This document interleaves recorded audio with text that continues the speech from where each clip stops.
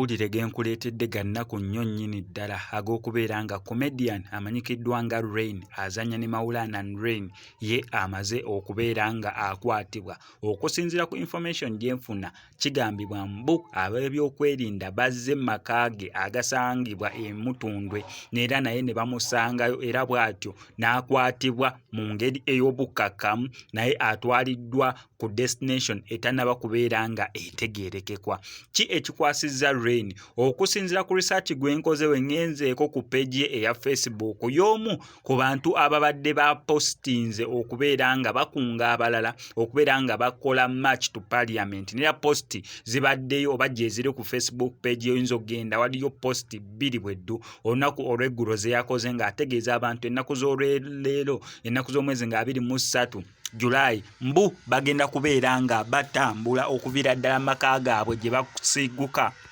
okubeera nga bagendera ddala bakumbe paka ku parliament y'eggwanga erya Uganda.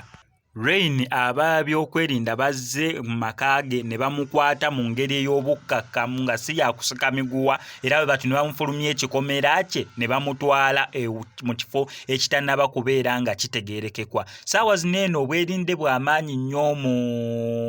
Kampala n'okutwaliza owamu bifo ebirinaanye parliament y'eggwanga erya Uganda nga bwe nakutegeezezza okusala okutuuka mu ebyo ebifo ebirinaanye parliament ya Uganda mwana wattu on'okubeera nga watambuddemu ne ka national ID oba ekiwandiiko oba ebbaluwa ya chairman oba ebbaluwa gye wagulirako ettaka oba ebbaluwa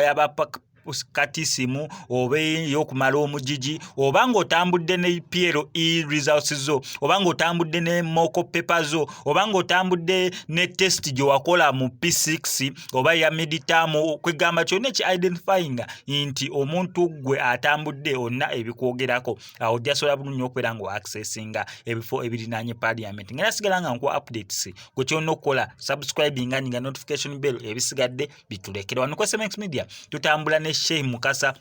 Shafiki eyavuddeyo okubeera nga akuwonya ebizibu ebyenjawulo nga akulombera dduwa byonna byoyitamu ebya business ebya relationship byanfuna byonna ajasobola bulungi okubeera nga akutaasa mu mbeera efaanaganako bwetyo mukubireko ku enamba y'essimu ebisigadde obimulekere.